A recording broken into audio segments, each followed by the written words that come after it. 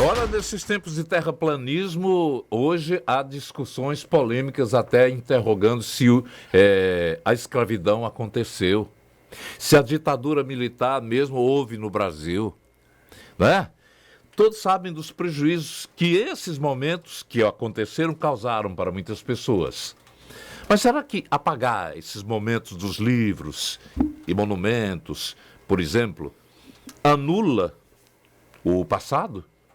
Para que não sejam repetidos os mesmos erros do futuro, é sempre bom estar. É como você dirige para frente, mas tem que ter o retrovisor olhando aqui. É a mesma coisa de quem dirige, tem que olhar o passado. Você acompanhou aqui na Jangadeiro Band News a tentativa do governo Elmano, por exemplo, de retirar o conhecido mausoléu Castelo Branco da Barão de Stuttgart, transformar em um memorial que homenageia abolicionistas cearenses. Eu acho que levando em conta a Palácio da Abolição. Né? Não era o Palácio da Revolução. Nome de ruas, escolas também podem ser revistos, tirado o nome de presidentes que foram também da era militar. Outro caso recente, o Ministério Público Federal abriu semana passada a investigação para saber da participação do Banco do Brasil durante o período da escravidão. A intenção é que a instituição tome alguma providência hoje, mas 100 anos depois, por conta de que o banco teria financiado os grandes donos, os senhores de escravos. Vamos falar sobre isso. Quando existe uma tentativa de cancelamento por fatos que aconteceram há muito tempo, essa é uma novidade, que pode levar também à abertura de investigações acerca de religião, a igreja, por exemplo, que omitiu-se diante de todo aquele fato. Casos famosos também, a tentativa de cancelamento de obras de Monteiro Lobato. Porque fala da preta, como é o nome? Tia Anastácia. Da tia Anastácia. Gente, é um registro do foco. Você vai fazer uma história sobre a escravidão? Não, apaga, ninguém vai falar de escravidão, não. Nem na Alemanha antiga, que quando passou a guerra, eles não falavam do período do nazista, eles pulavam nas aulas de história. Mas houve uma reclamação, uma reivindicação para se colocar no registro a fim exatamente de evitar que o passado voltasse novamente a tornar sombria a vida na Alemanha. Nós vamos expandir o debate. Hoje convidamos Jéssica Souza, Mariano Júnior, historiadores e professores a quem recebemos com muito prazer. Bom dia para os senhores. Bom dia, Nonato. É um prazer estar aqui, compartilhar esse momento com um colega de profissão que foi meu professor e hoje é um colega de profissão que eu me orgulho muito de poder estar ao lado, que é o Mariano. Que bom. Mariano, bom dia, professor. O professor está me ouvindo? Se o microfone está fechado, travou. Travou, a gente vai tentar realmente fazer uma reconexão. Lembrando que você, ouvinte, pode acompanhar o debate aqui na Jangadeiro pelo YouTube, pelo Facebook do Jornal Jangadeiro, participando também, inclua suas indagações, suas perguntas pelo 981543814. No chat do YouTube também você faz perguntas. Já vou perguntando a você, Jéssica, até que ponto esse revisionismo histórico é benéfico à própria nação? Perfeito, Nonato. Então, assim, a primeira coisa que a gente tem que falar é a diferença do revisionismo para o negacionismo, né? O revisionismo histórico é aquele movimento que se tem de revisitar o passado, fazer releituras do passado, e isso é normal, a gente já passou por diversas modificações da nossa história. O problema é quando isso acontece de uma forma irresponsável. Então, o que é que a gente vê? A gente vê normalmente o revisionismo acontecendo e sendo feito de forma científica, a partir de métodos, né? A partir de historiadores, de cientistas que têm toda uma responsabilidade responsabilidade e todo um método de revisitar a história e repensar a história, e isso é ok. Mas no momento em que isso é feito de forma irresponsável, aí já não é mais revisionismo, a gente chama de negacionismo, né? É no momento que se revisita a história para simplesmente negar fatos e provar pontos de vista, e sem nenhum método, sem nenhuma ética, e aí isso é um pouco preocupante, né? E aí eu vou deixar até aqui para o pessoal que está nos assistindo, está nos escutando, um filme, uma sugestão de filme, um filme que fala sobre negação, né? O nome do filme, o título do filme é Negação. Foi um filme de 2016, onde trata justamente a respeito disso, de dois historiadores que entram numa briga judicial, porque de um lado tem um historiador que nega o Holocausto, que fala que o Holocausto, na verdade, foi uma tentativa dos judeus de obter lucro, e do outro lado, uma historiadora que o processa, né, e que vai para cima dele de uma forma pesada, porque o que ele faz é um absurdo, que é negar o Holocausto, e os dois acabam entrando em uma briga judicial para tentar provar se o Holocausto aconteceu ou não. Então, é muito o que a gente fala hoje, né? É revisitar o passado, mas revisitar o passado de uma forma responsável, com método e com ciência, não apenas por negar o passado, de uma forma que não seja ética, né? O professor já está conosco de novo. Professor Mariano, ela falou do revisionismo, que quer exatamente alterar o passado, um pouco do passado, com uma nova leitura. E aí, o negacionismo também, que ela citou o caso do Holocausto, onde tem ainda hoje gente... Ainda hoje tem gente querendo para dizer que Anne Frank não teve nada a ver com o diário que ela deixou. Mas deixa eu saber, qual é a sua visão do revisionismo que nesse momento está sendo feito no país? Professor Nonato. Bom dia. Bom dia a todo mundo. A minha internet tinha caído. A Jéssica disse, foi minha aluna, e o prazer e a alegria minha, né, de ver uma aluna brilhando e trilhando os caminhos da educação. O revisionismo, como a Jéssica colocou, é normal e é natural dentro do processo acadêmico, mas em relação, por exemplo, especificamente ao mausoléu, que foi a primeira citação sua, Nonato, Legoff diz, que é um grande historiador francês, Jacques Legoff, ele diz que os monumentos dizem mais a respeito da sociedade que os constrói e conserva do que sobre o passado.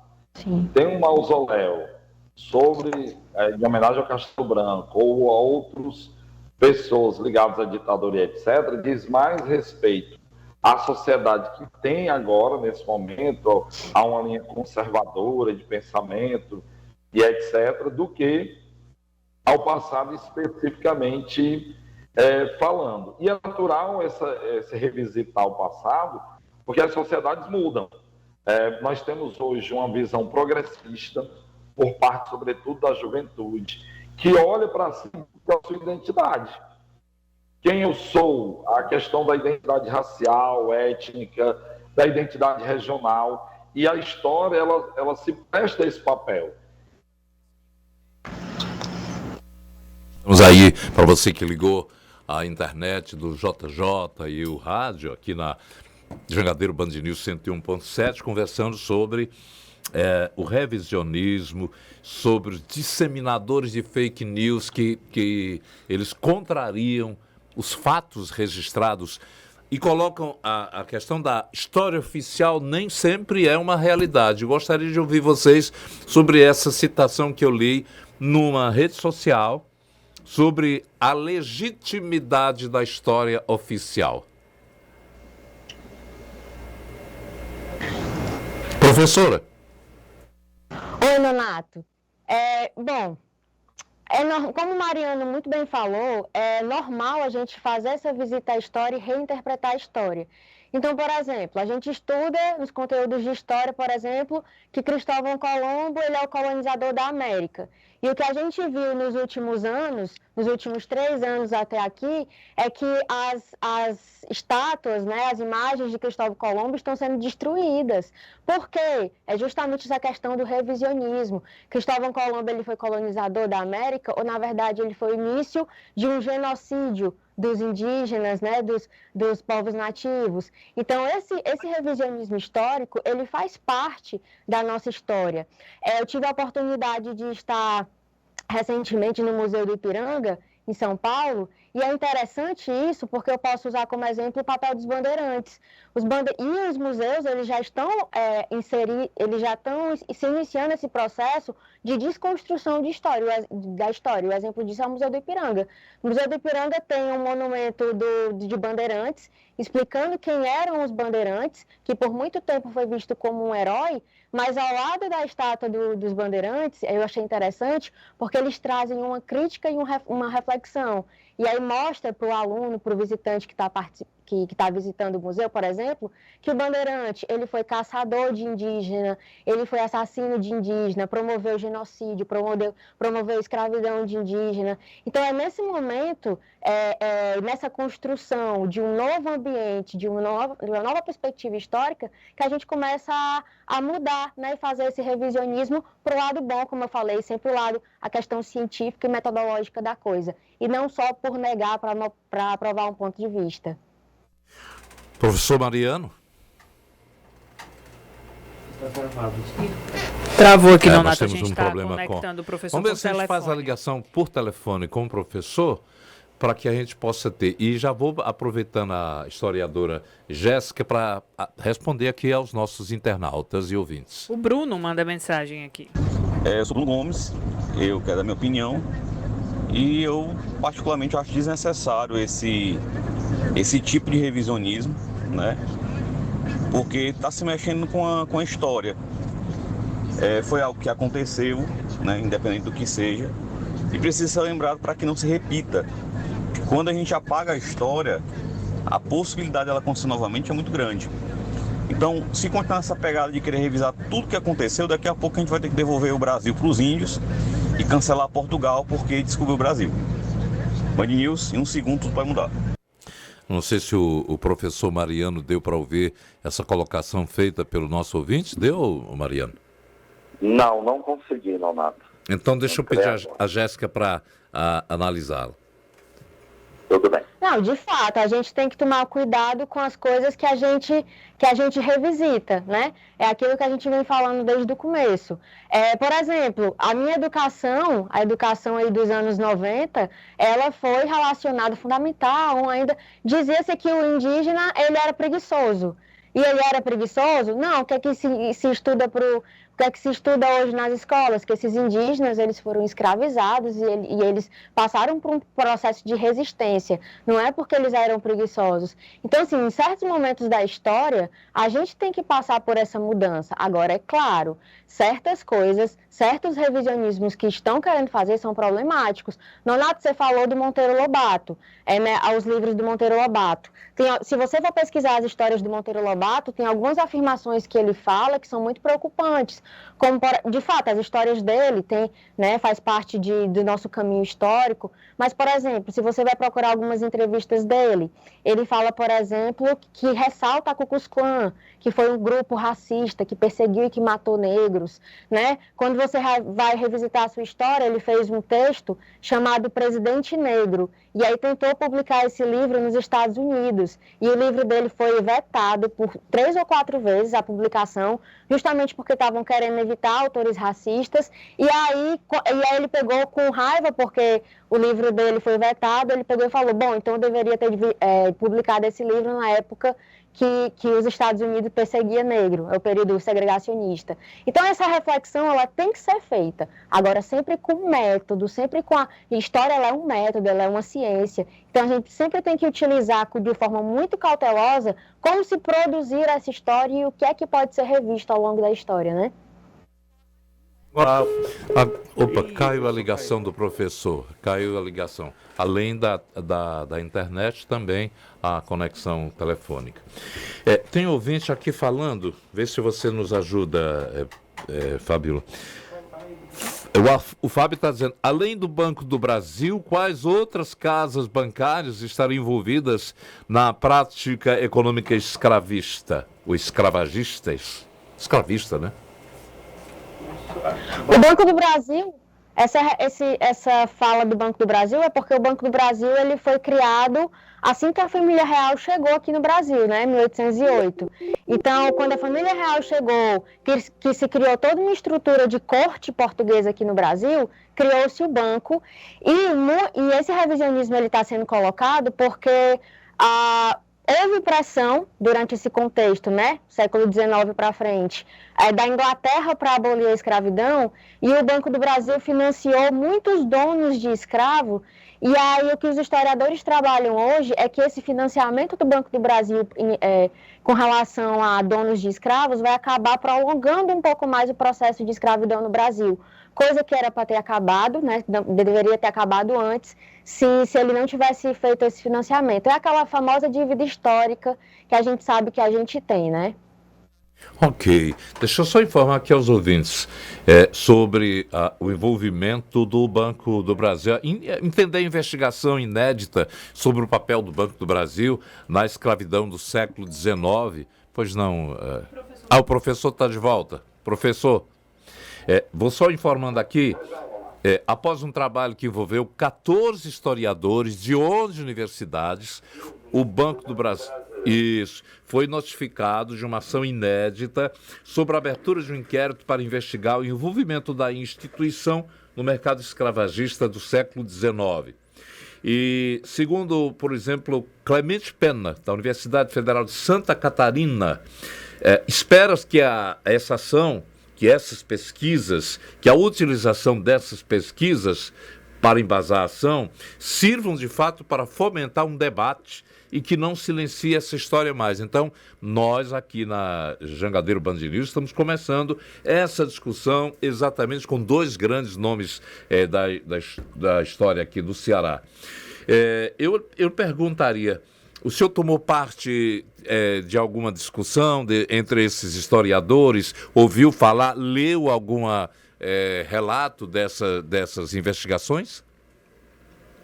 Nonato, em relação especificamente à entrada aí dos processos, digamos assim, de avaliação do Banco do Brasil, da sua participação em relação à escravidão, eu li alguns artigos que chegaram até mim, da galera que está escrevendo, ou melhor dizendo, pesquisando a respeito, e não é, digamos assim, um debate de agora. Por que de agora? A Jéssica estava falando há pouco, eu ouvindo da questão do revisionismo da irresponsável e também a responsável em relação ao mundo da população negra nos Estados Unidos, mas aqui no Brasil também esse debate já existia. O que os pesquisadores estão fazendo nesse momento em relação ao Banco do Brasil é chamar a responsabilidade. Chamar a responsabilidade em que sentido? Que ele assuma a sua participação nos atos da escravidão como cooperador, ativo, fomentador e financiador do tráfico humano, que não vale o discurso de que não, mas a escravidão era normatizada naquela época. E a gente tem que lembrar que o Brasil foi o último país a libertar a população negra escravizada.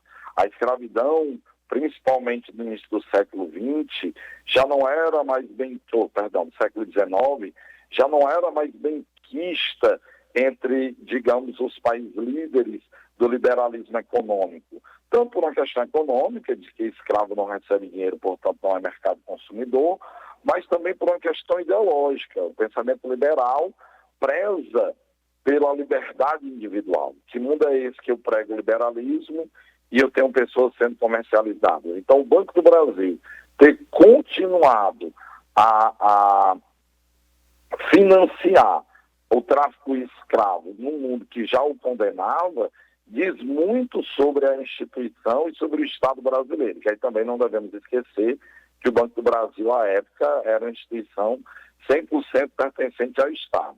E chamar a responsabilidade para quê? Primeiro, para que não apenas ele, como instituição e empresa, mas outras empresas, se neguem ou pelo menos se envergonhem de participar de qualquer outra atividade econômica ou política que seja condenável pela sociedade, pela lei, pela moral e pela ética coletiva. E segundo, aí é um passo que está em debate, se haverá algum tipo de reparação histórica por parte do banco, seja do assumir a responsabilidade ou até partir, e aí, repito, a discussão embrionária que eu vou dizer agora, partir para um processo de indenização. Aí como indenizar uma população negra que veio e foi massacrada? Via comunidades quilombolas. Um auxílio, uma aproximação financeira, para que essas comunidades possam manter os traços culturais, possam manter as tradições herdadas do período nefasto da escravidão. E aí é por isso que a instituição está sendo questionada. E encerro essa observação lembrando e puxando aí do revisionismo histórico um detalhe, para pegar como exemplo. Na época da nossa escola, Nonato, eu talvez acho que ensinei a Jéssica ditadura militar, chamando só de ditadura militar.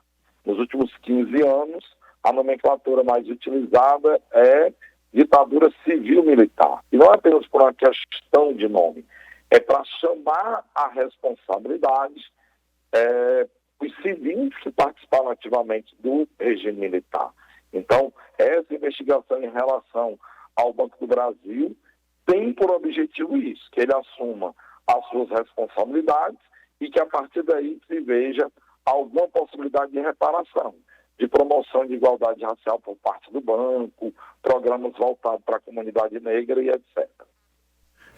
Lembrar aqui para os nossos ouvintes que em 9 de junho de 2020 houve uma grande manifestação nos Estados Unidos, vocês devem se lembrar, sobre a estátua do traficante de escravos Edward Colston em Bristol.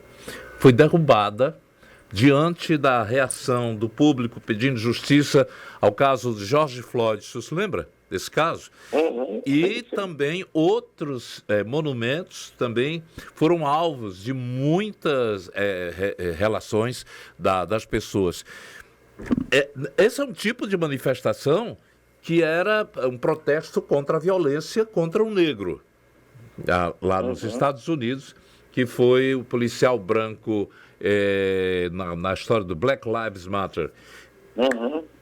Agora, eu pergunto, o senhor falou ainda há pouco, explicou sobre que tipo de reparação, sobre a reparação. A pergunta que eu faço é, que tipo de reparação, vou insistir, deve ser feita? O Banco do Brasil deve reparar.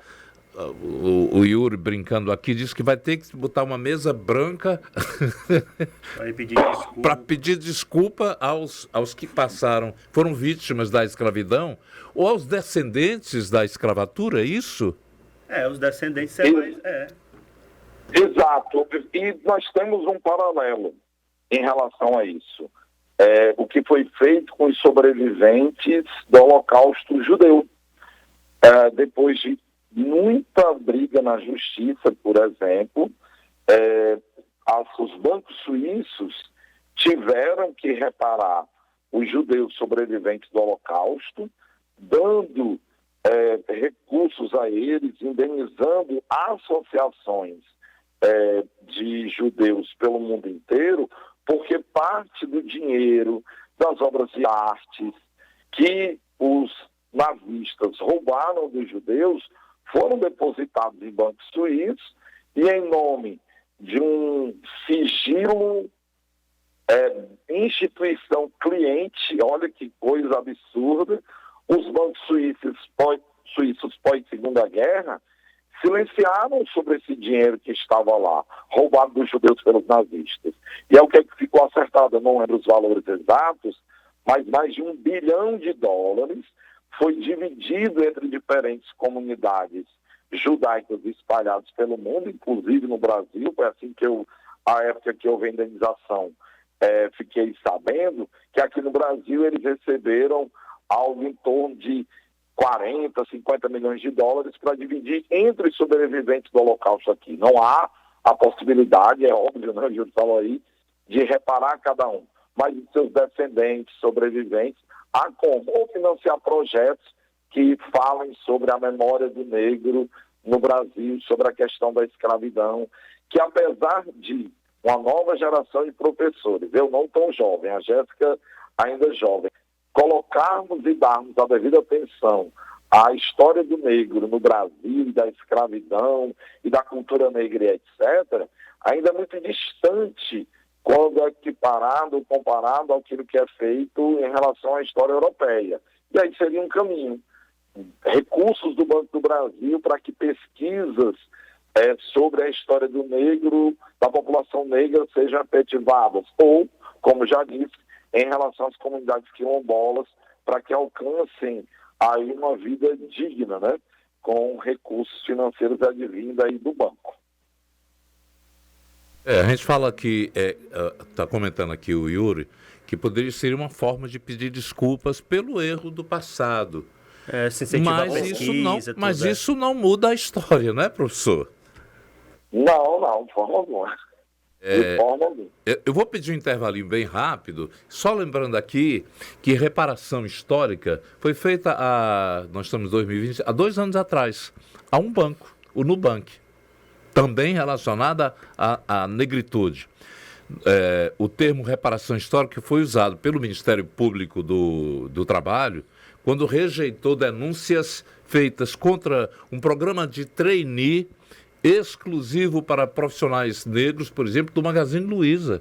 Era uma ação afirmativa e um elemento de reparação histórica da exclusão da população negra do mercado de trabalho digno.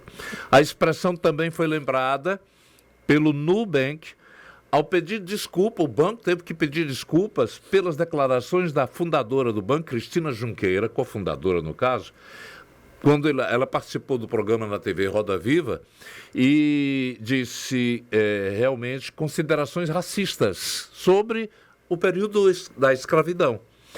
A diversidade étnico-racial é um desafio maior e mais complexo do que imaginávamos, registrou, por exemplo, o banco. O banco teve que dar uma nota explicando. Vimos o quanto precisamos avançar dentro e fora de casa com uma agenda de reparação histórica e de combate ao racismo estrutural. A gente volta já com mais perguntas também de ouvintes.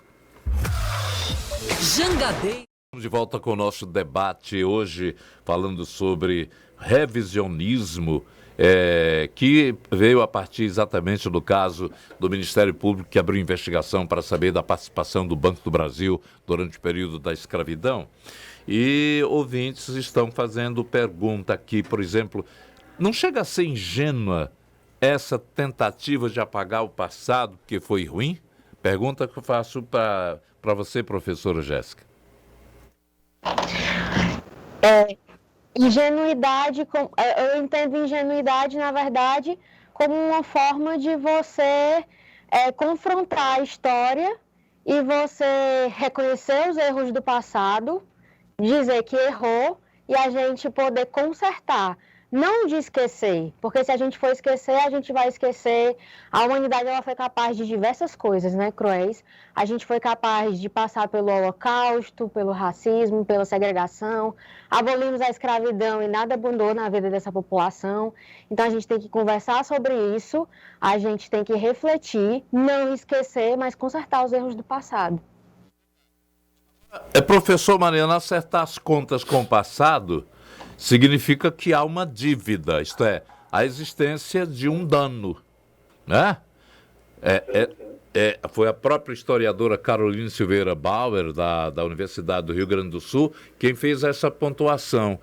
E aí, outras instituições, a partir dessa causa, poderiam ser também arroladas nas investigações. Você sabe o caso da a Igreja Católica, que foi omissa em relação aos casos dos judeus, aos casos da escravidão, há muitos casos.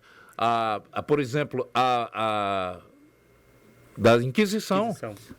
O histórico do período inquisitorial que teve no Brasil, gente que foi, tem um caso famoso, que agora eu não me lembro o nome. Qual é a relação que deve ter essas outras instituições com um caso como esse? Podemos apostar ou arriscar dizer que abrir essa investigação, fazer a pesquisa como foi feita com apuro técnico em relação ao Banco do Brasil. É um processo convite pelo Ministério Público Federal. Se isso resultar em uma reparação, seja ela política, seja ela financeira, e de responsabilização, sem sombra de dúvidas, é um primeiro passo, como você bem colocou, para abrir que outras responsabilidades, outros grupos sociais sejam chamados a fazer também essa reparação. Lógico que ocorrerão dificuldades. O Banco do Brasil está sendo alvo, que é uma instituição centenária. Ele percorre o período aí do século XIX, XX e XXI. Aí, a igreja, sinceramente, acha difícil buscar essa responsabilização em relação ao negro, porque ela, apesar de não ter combatido efetivamente a escravização dos negros, ela também não dava o apoio formal legal. Então, você é um legalista. Você não tem bulas papais dizendo que se deve escravizar pessoas. Você tem a igreja sendo questionada, inquirida, isso lá no século XV, XVI, aí a igreja diz que nas guerras de conquista, os pagãos que não aceitassem o evangelho poderiam ser usados como mão de obra. E ponto. Perdão, mas não há uma responsabilização, ou melhor dizendo, uma indicação objetiva da igreja. Mas, por exemplo, as empresas familiares, os fazendeiros que se beneficiaram da mão de obra escravizada, ou o Porto de Santos, que é uma instituição antiguíssima e que lucrou muito com a escravidão, ou o Porto do Rio de Janeiro, que sim pertence ao Estado, mas pode ser recorrido dessa maneira. A antiga Bolsa do Café em São Paulo não existe mais. Era como uma bolsa de valores, só que voltado exclusivamente para o comércio de café no século XIX e século XX. Mas você tem ainda instituições, digamos, que continuaram a lucrar e permanecer a partir da Bolsa do Café. Podem ser inquiridas. Não, a meu ver, não há dúvidas que a escolha do Banco do Brasil é por ser uma instituição longeva que participou ativamente aí do financiamento da escravidão, e assim outros órgãos que ainda existam ou herdeiros desses podem ser inquiridos. Mas aí há um teste jurídico, com certeza, por parte do Ministério Público Federal. Professora Jéssica, para o seu encerramento, a última participação, né? Estamos já chegando ao final. Você quer acrescentar alguma coisa? Eu só quero ressaltar também, mais uma vez, a questão das duas opiniões.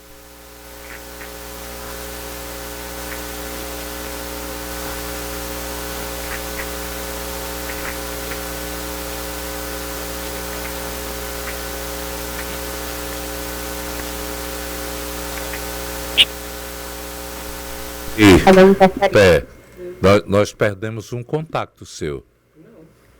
Acabou. Obrigado, então. Jéssica Souza, Mariano Júnior, historiadores e professores, falando aqui sobre a questão do revisionismo. E só para ressaltar no final, estava lendo aqui, acertar as contas com o passado significa que há uma dívida. Isto é, a existência de um dano. A historiadora Caroline Silveira Bárbara falou isso. E ela é autora do livro Como Será o Passado. Olha que título. Exatamente porque vai tentar identificar os danos físico, econômico, político, social, simbólico e quais são as possibilidades de, no mundo atual, consertar isso. Fantástico. Eu estou interessado em ler esse livro, Como Será o Passado. Gostei do título e das colocações.